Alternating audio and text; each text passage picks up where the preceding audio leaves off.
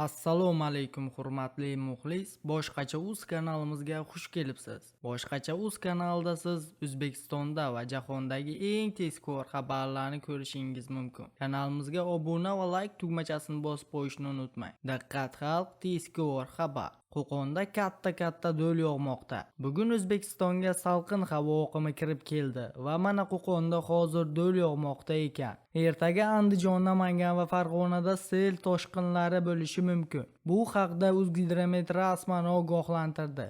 Sizga yetkazmoqchi bo'lgan xabarimiz shulardan iborat edi. O'zingiz va o'zgalar hayotiga befarq bo'lmang. Xayr, salomat bo'ling.